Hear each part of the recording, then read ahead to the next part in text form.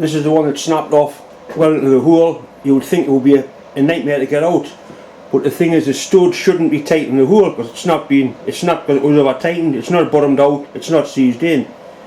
So a lot of people will go straight in with a drill and God knows what. The first thing you do is sharp scraper and see if you can screw it out like that, because when they snap off they leave a rough end.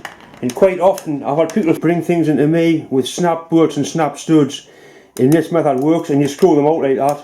You still charge them for removing the broken stud because you've removed it, but because you haven't gone straight in with a drill or you've welded nuts on top of it, you haven't caused problems for yourself. What you've got to do, you've got to keep it nice and slack, keep it moving. It's starting to tighten up there because I just pulled the top of the thread. What we'll do, you need a really sharp punch. What I use is a very small tap because it's got a little point on the end, and you gently tap it around. Once you get it going,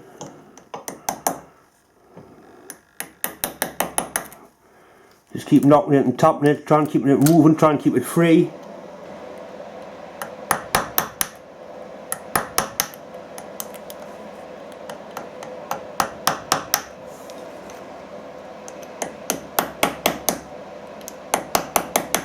Once you get it sticking through the top, you can get it with the pliers or mole grips.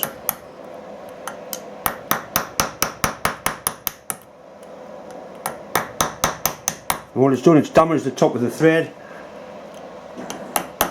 It's probably partially stripped the thread as the bolt snapped off, but it is coming.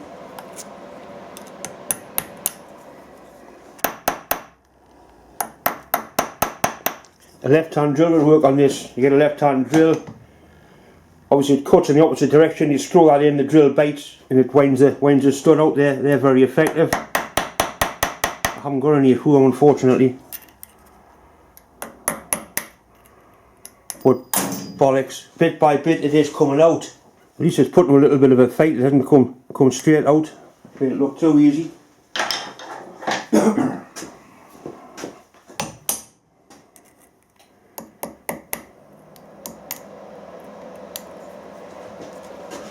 Oh, we're trying to work on the camera as well.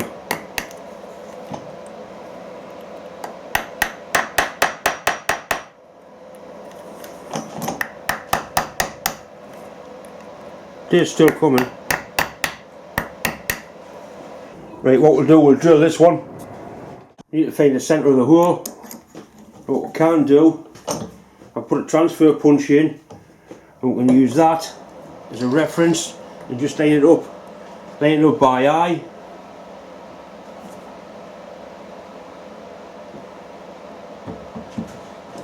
That looks pretty good. We'll put a centre drill in first. What you've got to watch for when you're drilling them is that the drill doesn't wind the stud back into the hole again. That's where your left hand drills are very useful.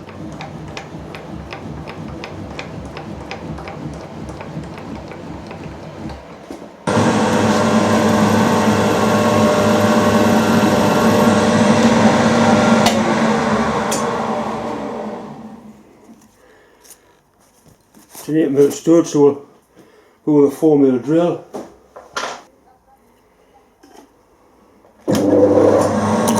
Okay, that's screwed down into the hole.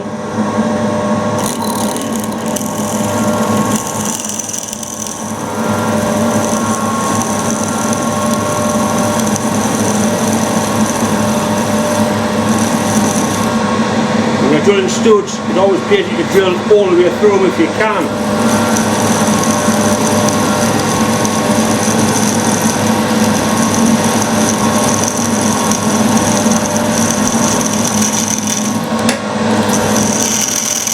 That's all the way through.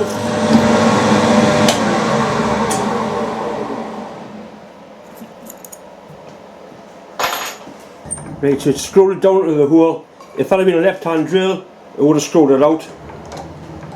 But it wasn't, and it didn't, so we've got to deal with it. Now we'll use an easy out in there. If you haven't got an easy out, what you can use, you can use a tang of a file. You put that into the hole, give it a tap. It gets quite a good hold, then hopefully I should be able to screw it out. This has been a bit of a tease.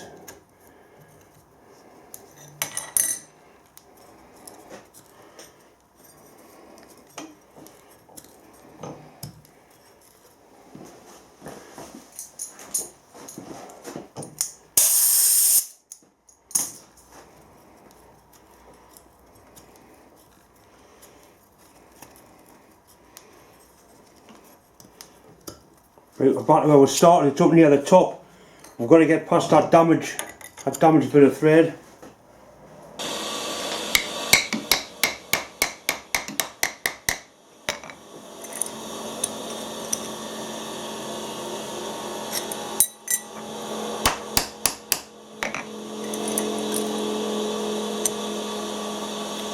Put up a bit of a fight.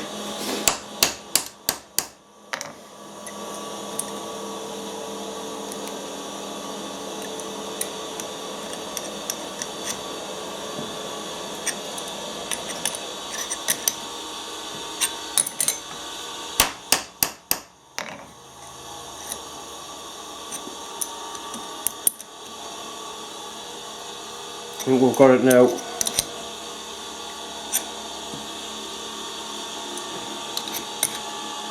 Yeah, the bastard's giving in.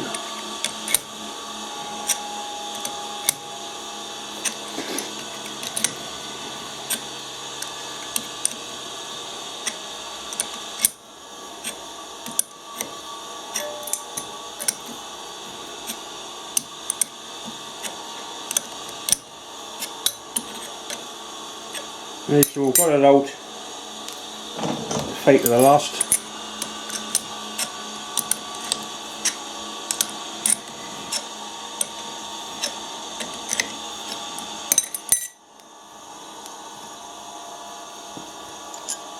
Right, so we've got it out. Now all I need to do is put a tap back down the hole, clean the threads up, and it's back to standard size. There's one more package arrived earlier in the week. Actually, the wife opened this one. It's from a lad called Stephen Weir. Stephen lives in Northern Ireland. He watches my channel, and I also speak to Stephen on Facebook. Stephen's just got himself a nice little made-fat lathe, and he didn't have a decent micrometer, and I had a spare 1-inch micrometer, so I sent it to Stephen, and he sent a couple items back. He sent a horseshoe for Deb. Horseshoes are good luck. You hang them up that way and the luck stops inside them. It's obviously been a big horse that's wore that. I know Stephen he does farming and he does hedge cutting and that sort of thing, and he's into the big Shire horses and whatnot. Right, anyway, Deb loves that, and he sent these for me because I haven't got any set snap gauges, and I mentioned that I didn't have any, so Stephen sent us a set.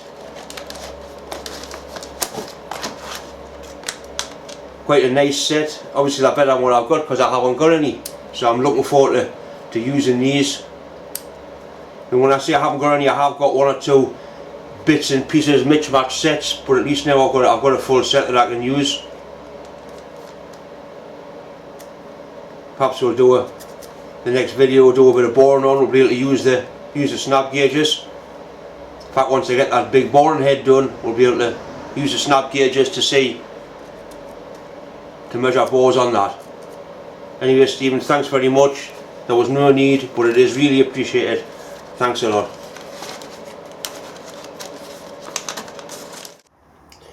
Right, so the 3 are bottomed out tight in the hole. Right, that's seized in, or they've been Loctited in. The first thing you're going to do, the one that's sticking up, you're going to try with the mole grips. That's what I do. Get a good hole of the set of vice grips. Got no chance, right? None at all. No chance. So what we're going to do now is I'm going to weld a nut on top of it. If you can, use plain nuts instead of galvanised nuts. Sometimes you can weld a washer on and then weld a nut onto the washer. Something's got a better hold, especially for ones that aren't sticking out much, or ones that are actually, that one there is actually recessed. But the one that's sticking out, we'll have a go at that one first. You know, I've got a TIG welder. A TIG welder's more accurate than a MIG, but most people, garage people anyway, have got a MIG welder, so what I'll do, I'll use a MIG. So we'll set the MIG up, we'll whack some amp straight into there, some wire straight in, get a hold of it and see if we can get it out. One thing I don't do this on is stainless steel studs in turbochargers, because once you put welding heat onto them, they go as hard as the hobs of hell and you've got no chance after that of drilling them. Get the centre of the hole and then weld it round and fill it up.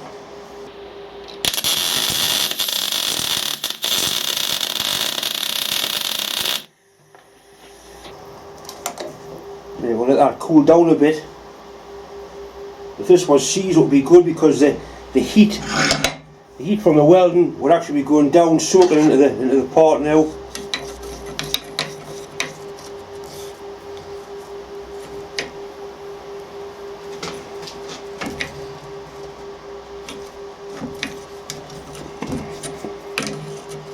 Right, we've got it. It doesn't always work that way. When it does, it's nice.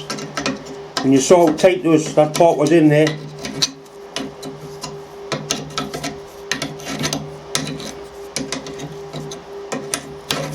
Okay, so that's one out.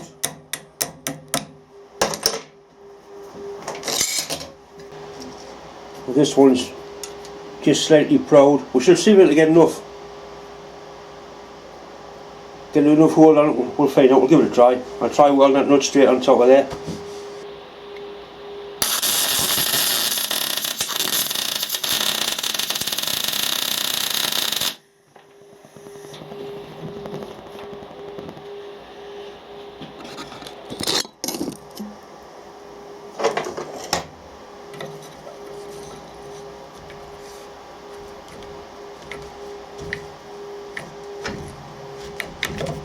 So, also I was getting paid for these.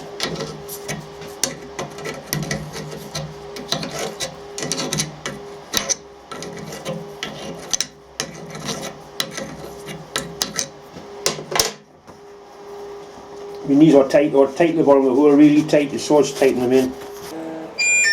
Bollocks, man.